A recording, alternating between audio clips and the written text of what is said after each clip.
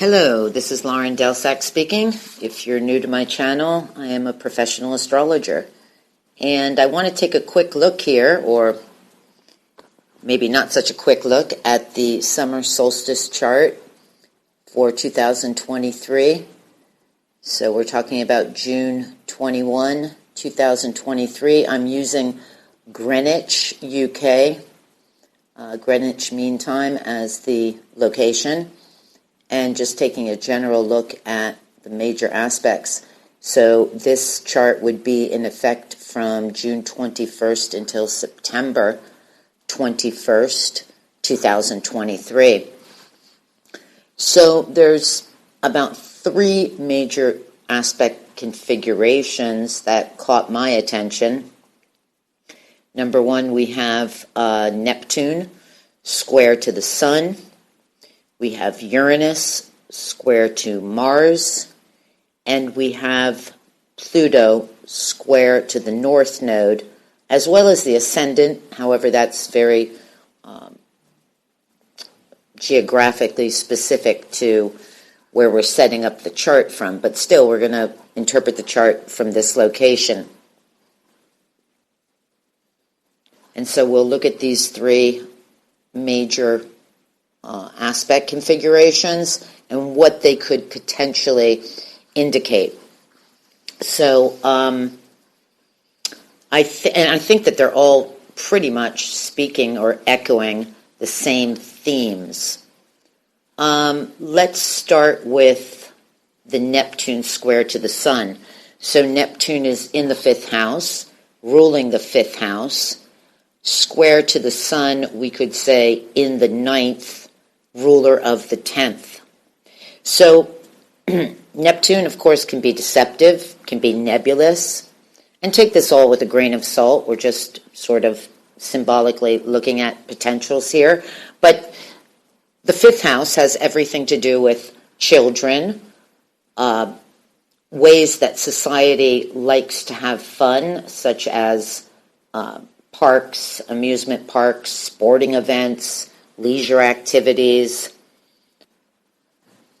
places of activities, places of amusement, such as theater, the arts, this kind of thing. Also, gambling, lottery, speculation that can affect the economy or the market, such as stock markets, this kind of thing. And it can also rule over the birth rates of people and public school systems in collaboration with the third house, which we'll get into. So looking at the Sun there up in the ninth, of course the ninth has to do with foreign affairs, foreign countries, laws, the church, religion, sciences, publishing, higher educational systems like universities, teachers, journalists, lawyers, justice, legal systems, those who control the media, this kind of thing.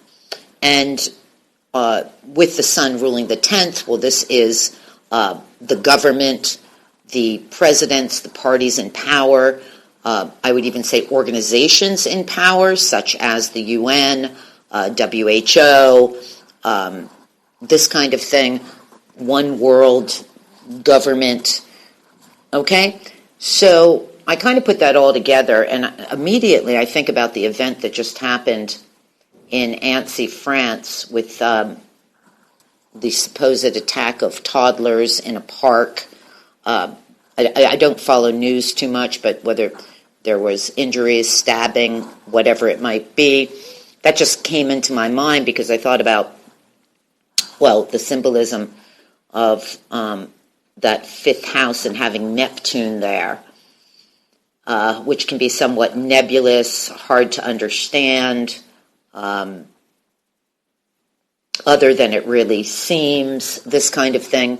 So I don't want to speculate too much and go too far down the rabbit hole here, but anyways, you can put your own let's say, symbolic linkage together with what I've just given you between the 5th, the 9th, and the 10th. So I also think that there's potentially here laws that are going to be enacted that affect children.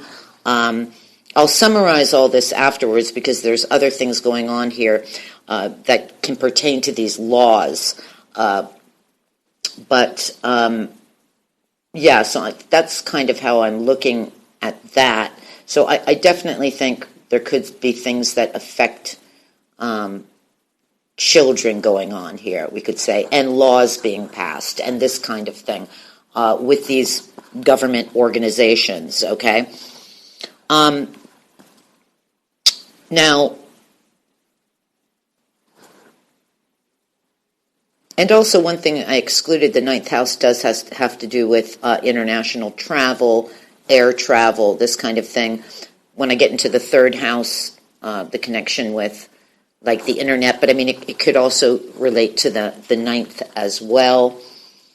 Okay, so looking next at, we'll look at that Pluto at the 29th degree of Capricorn retrograde, ruler of the ascendant in this particular chart, sitting in the 3rd house, square to the North Node. So the ascendant relates to the voice of the people, the public, the North Node, the public, large groups of people. I just see that Pluto as being at the height of its control at the 29th degree of Capricorn, which rules over these governmental authorities and this kind of thing. Coming back into Capricorn, I feel like there could be, I believe laws that are being pushed very quickly that maybe the public is not even aware of. And when we bring in the 3rd house here, we're looking at all forms and methods of travel, transportation, and communication. So this includes the media, advertising, news, any information that's written or spoken, TV, radio, telephones, and the internet. This could potentially have to do with, for example, censorship that goes on through the internet. Maybe there's a connection here with telephones, the 5G towers, or 5G internet, this kind of thing. It also, the 3rd house rules over schools, the Board of Education. This is where I kind of feel like with that 3rd and 5th house, we're looking at maybe laws that are being changed or enacted that affect public school systems, children, this kind of thing. Also, the 3rd house, interestingly enough, as we get into another aspect coming up here, it does relate to neighboring countries, local, let's say, effects or losses due to accidents or storms, like weather, this kind of thing. But anyways, I'm just kind of like looking here a lot through this connection between communications, telephone, internet, cell phone, internet, media, and the connection here with public school systems, children, this kind of thing. I don't like the fact that the ruler of the ascendant, which relates to the voice of the people, the public, is retrograde. So I almost feel like it reduces the power of the people in some way, perhaps. And with Neptune there, I just find the whole thing very under the table, not... I think that, for example, I think that they're passing laws so quickly in terms of like wanting to go with digital currency and wanting to go with these public health certificates, digital health certificates. I'll get into this Uranus square Mars. I feel like this is all speaking together. In terms of children, I don't know if this relates so much to this whole transgender movement. I don't think so because we're not really picking up the 8th house too much here. I think this is more with, I'm not a parent myself, but sometimes I see issues with, parents trying to have their voice heard and what's going on and being taught to children and all these kinds of things, and they're sort of being not listened to or shut down by these public public school boards and things like this. So I don't know. All speculative here, but just kind of thinking out loud. Now, I find that Uranus square Mars a bit troubling. Uranus in the 7th, ruling the 4th, square to Mars in the 10th, ruling the 6th. So here we're looking at, Uranus in the 7th, ruling the 4th. The 4th pertains to the living conditions of the population, housing, real estate, farming and agriculture, crops and produce. What just came into my mind looking at that, and plus the fact that you have the 7th house, let me just bring that in here. Uranus in the 7th relates to foreign relations with other nations, international and national disputes, war and peace, treaties and alliances, can sometimes be open enemies as well, business relationships, mergers, agreements. So we've got that going on. And what I was going to say with the housing conditions, also interestingly, the 4th house can have to do with land and weather conditions like earthquakes, forest fires, floods, the repercussions of war, because, Uranus square Mars, just to talk about this a bit, is usually when we can have sudden accidents, there's an impulsivity, the nerves are heightened, people can do things rashly, it's an intense, nervous energy, we could say. With Mars being in the 10th and having everything to do with governmental authorities, ruling the 6th, which has to do with, interestingly enough, public health, medical services. So we bring in, again, all this health things such as with global digital health certificates and, the WHO wanting to take over complete power over the world as to when there is another so-called quote-unquote pandemic and that they're allowed to lock down the whole world again, this kind of thing. And then the 6th house has to do with military services, all branches of military services, Army, Navy, police, civil services, and it brings in employment, unemployment, wage conditions, labor unions. And there's just a lot of conflict going on in the world I've seen with France protesting against, I don't know that much about world events, but I know that it has to do with pensions and wages and this kind of thing, which has been going on for months now. This recent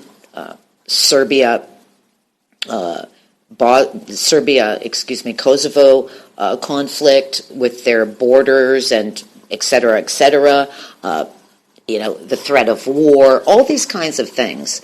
It just seems to me like who knows what's coming down the pipeline, but it's not really the friendliest of aspects. Also, I was going to say, because this has to do with weather conditions and crops and all that kind of stuff, I don't want to speculate too much, but I know that there's been a slew of disaster with fires and, let's say, events that affect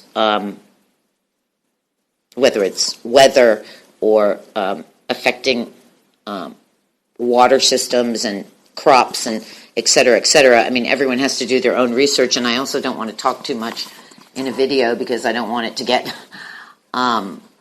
banned, so I don't want to say the wrong thing, God forbid. But believe me, there's a way of, everybody should look into 15-minute smart cities, why they're being built all over the planet. It just all goes hand in hand. It all goes hand in hand. You have to make convince people to move into those smart cities. How do you do that? You reduce, the availability of food and crop, and you pollute the water or have weather conditions or whatever to convince them to move into these smart cities that are supposed to provide for them, but they're just another form of a prison because you're not allowed to go a certain amount of kilometers outside your city, but everybody can look into that. So I just feel like, I'm not really looking at this summer solstice chart like there's good stuff being planned, and I kind of feel like being a lot of stuff the public's not aware of because, of course, a lot of the population listens to mainstream media, and they're only going to put on the media what they want you to know. So I feel like there's a lot of coercive stuff going on. I don't like that Neptune square sun. I don't like how they are potentially affecting children. I know that what's being taught in schools is not what was taught in schools when I was young. There's just a lot of stuff going on here that I think people are just not aware of, and they're going to pass laws very quickly. If you follow alternative news, then you might know about what I'm insinuating or talking about, but I'm not here to inform anybody of anything. I'm just looking at this chart and saying, interesting. So I think that the main themes here are, well, there's a lot of main themes, but there could be things that have to do with school systems, children, laws being passed, potential threat of war, more conflict. I just look at that triple conjunction of the moon, Venus, and Mars all in Leo, gathered around the midheaven, the 10th house, and it's just like Leo. For me, it's all about, it could be, a dramatic display of information, dramatizing events. It could be royalty, that sense of royalty, like that king complex, that they're in power, this one world government or governments trying to, it just seems like a very arrogant, gloating, proud position with those planets clustered up there. Mars in Leo likes to get away with murder, as the expression goes. Can be sort of tricky. It just seems, I look at the Mars and Venus in Leo conjunction as, being very passionate and dramatic about things. So, yeah, I think that who's ever in control or running the show, they're sort of in a arrogant, proud, gloating position. That's kind of how I see it.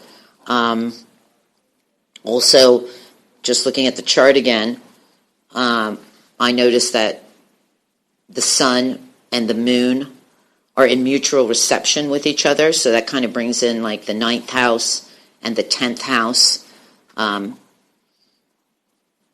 Again, just looking here at a few other things, and having the moon rule the 9th and the sun rule the 10th. It just seems like internationally things happening that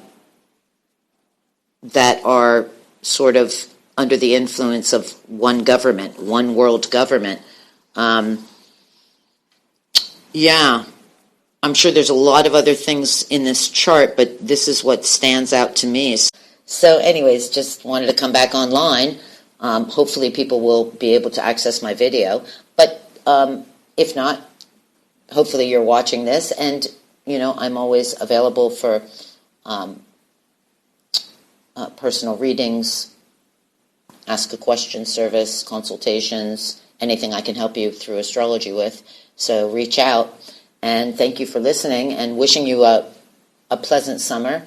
Go about your life as you would, and as they say, inshallah, we see what happens, right?